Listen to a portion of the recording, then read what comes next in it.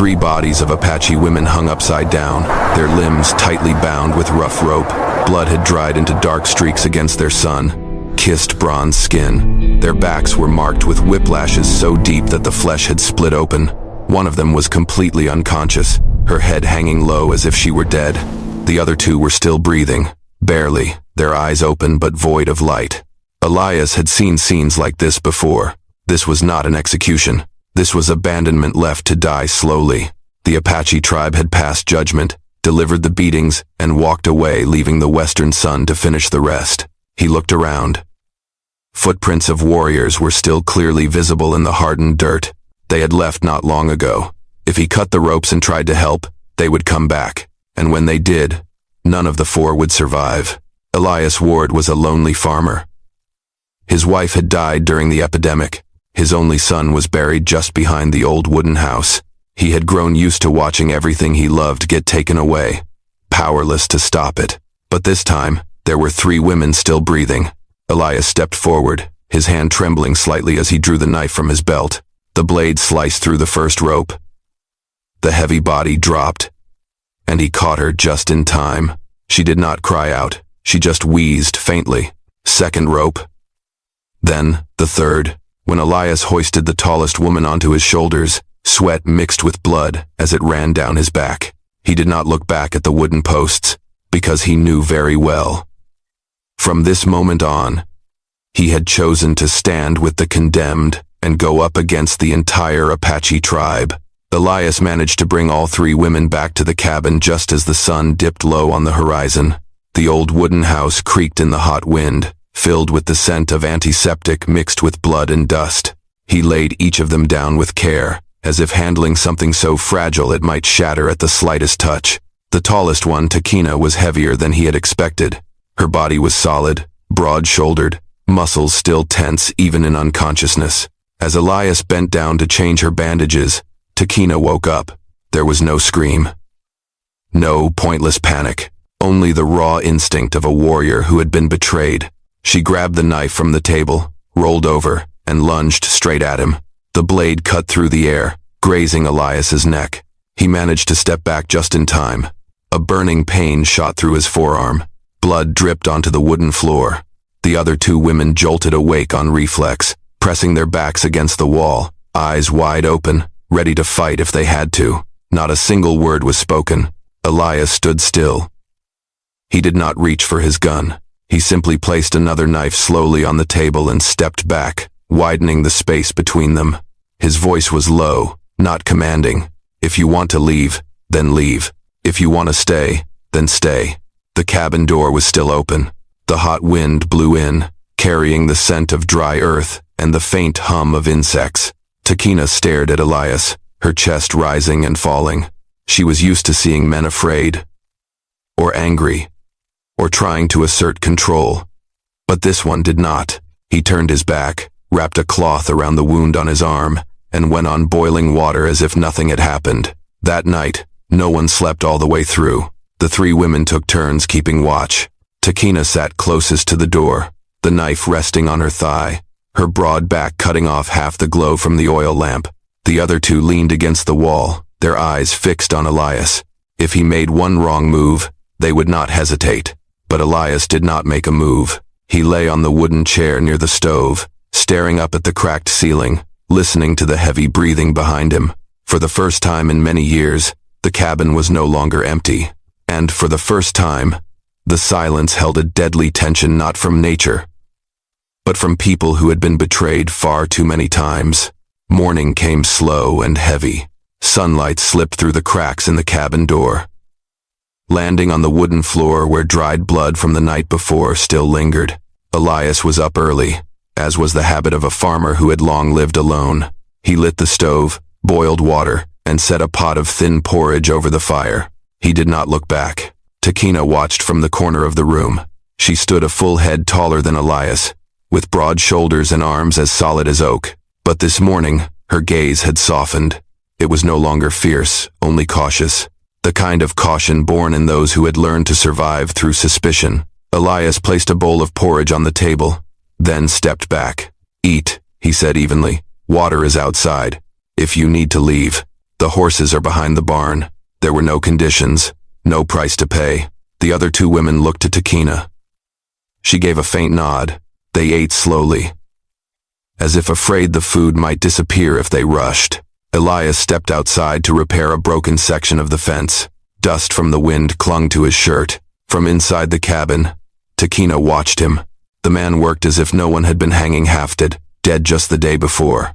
The day passed in silence. Elias cleaned and rewrapped their wounds, his movements efficient, careful not to touch more skin than necessary. He did not ask why they were beaten. He did not ask why they had been tied up. That kind of respect, strange and dangerous, unnerved Takina more than any violence ever had. By late afternoon, Takina stepped out into the yard. She tested a rotted piece of wood, lifting it with ease. Elias saw her but said nothing. He handed her a hammer, then turned away. Takina nailed a fallen plank back into place. The sound of the hammer echoed steady and strong. For the first time since being strung up, her body was working not to endure but to rebuild. When the sunset painted the horizon red, Takina walked back into the cabin. She stood in front of Elias and spoke slowly, her English thick with accent. "You are not afraid?" Elias paused. One beat. Then answered, "I am, but there are things scarier than dying." Takina understood. She had lived long enough to know exactly what he meant. Night fell. The cabin door remained open. The knife was still within her reach. But this time, Takina did not sit by the door. She sat at the table, across from Elias, with a small oil lamp between them, faint, but enough to hold back the darkness. The rain came in the middle of the night, rare and violent, as if the western sky had finally had enough of all the blood spilled on this land. Rain hammered down on the cabin roof, poured through gaps in the rotting wood, and hit the floor in cold, stinging streaks. Takina began to burn with fever. At first, it was just short, quick breaths. Then came the uncontrollable shivering. Elias caught the familiar scent of infection, the same one that had haunted him through the plague years. He eased Takina down, changed her bandages, and cleaned the whip marks that had turned swollen and red across her back. Her bronze skin burned under his hand. Takina drifted in and out of consciousness. Her lips moved, broken Apache words spilling out between fevered gasps. Elias did not understand the language, but he understood fear. She kept repeating something, voice cracking each time, then broke into sobs, like a child forgotten in the dark. Elias sat at her bedside, gripping a wet cloth in his hand. Old memories rose without warning. The small room where his son had once gasped for breath, skin pale and gray, eyes open but no longer seeing him. The doctor shaking his head, his wife on her knees by the bed, hands trembling, begging for something no one could give. That night, Elias had sat exactly like this, waiting for a miracle that never came. "I am sorry," Elias whispered, not knowing who he was speaking to. Suddenly, Takina grabbed his hand. Her grip was weak but firm. In her fevered haze, she shook her head, tears running down the sides of her face. Elias leaned in closer, catching the broken words, half English, half Apache. "Cannot have children." Kept beating. "Please do not leave me." Those words cut deeper than any blade ever had. Outside, the pouring rain washed the dust from around the cabin, rinsing old blood from the wooden steps. But inside, two people's pasts came crashing down all at once. A man who had failed to save his family, and a woman punished for not being able to create life. By dawn, Takina's fever had begun to break. Her breathing slowed, steadied. Elias was still sitting there, his back hunched with exhaustion, eyes bloodshot. When Takina woke, the sky was pale with morning light. She saw Elias still there. He had not left. After a long moment, she spoke softly, her voice raspy, but clear. "You have lost someone, haven't you?" Elias did not answer right away. Then, he nodded. Takina turned her face toward the window, watching the rain still clinging to the glass. "I understand," she said. Just 3 words. But for the first time, the silence between them did not hide anything. It was the silence of understanding. "Thank you so much for being here. If you connected with this story, leave a comment with the number 1. The days after the rain passed quietly, as if the dry land around the farm had decided to offer them a brief chance. Takina grew stronger. The other two women were standing more firmly now on the feet that had once hung helpless. Each morning, Elias opened the cabin door and saw something he had not believed in for years. The farm was coming back to life. Takina worked from the moment the sun peeked over the horizon. She hauled wood, rebuilt the fences, dug deeper into the old dry well. Each swing of her hammer rang out with purpose, not to destroy, but to rebuild. Elias stood nearby, handing her tools when needed, without giving orders, without claiming credit. They worked side by side, in silence, but it was the silence of those who knew loss too well to waste words. One afternoon, Takina suddenly stopped. She looked up toward the northern ridge. The wind had shifted, carrying the faint smell of old ash. She knelt to the ground and touched a faint footprint revealed by the rain. A scout's mark. She had seen them many times in her life, always a sign that judgment was close behind. "The tribe will come," Takina said, her voice calm, almost cold. Elias nodded. He had known that, from the moment he cut the first rope, but hearing it spoken out loud made it heavier. He checked his guns, counted the bullets, patched the cabin windows. No one talked about running. No one suggested handing anyone over. Night fell fast. The air was unnaturally still. The insects had gone silent. The wind held its breath.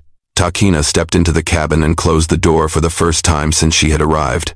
She stood in front of Elias, tall and steady, her eyes no longer wild but resolute. For a long moment, she said nothing. Then she spoke, each word slow and deliberate, like a choice she had weighed carefully. "Tonight, you will sleep with me." Elias froze, but in her voice, he heard what she truly meant. It was not an invitation. It was not possession. It was a choice to stand together, a declaration that if death came with the morning, she would not face it alone, and she would not let him face it alone either. Elias took a deep breath. "Not out of fear," he said softly. Takina shook her head. "Because there is no way back." They sat side by the light of the oil lamp. With no urgency, and no vows. Outside, the darkness folded itself around the farm. And somewhere out there in the night, those who had passed the sentence were already on their way back. Before the sun could rise, the ground had already begun to tremble under the rhythm of hooves. Takina heard it first. She stood up and pulled the curtain aside. On the horizon, figures emerged steady, fierce. The Apache tribe had returned. The warriors spread out around the farm, forming a closed circle. The war paint on their faces had dried. This was not a search party. This was an execution squad. Elias stepped onto the porch, gun in hand. He stood tall, his back pressed to the cabin door. Behind him were three women who had escaped death, and the only reason he was standing there at all. In front of him, an elder stepped forward, driving a staff carved with tribal symbols firmly into the ground. "She has been sentenced," the elder said, voice deep and resolute, pointing at Takina. "She was beaten, she was hanged, she was left to die. But the sentence is not finished." Takina stepped out from the shadow of the doorway. She did not hide behind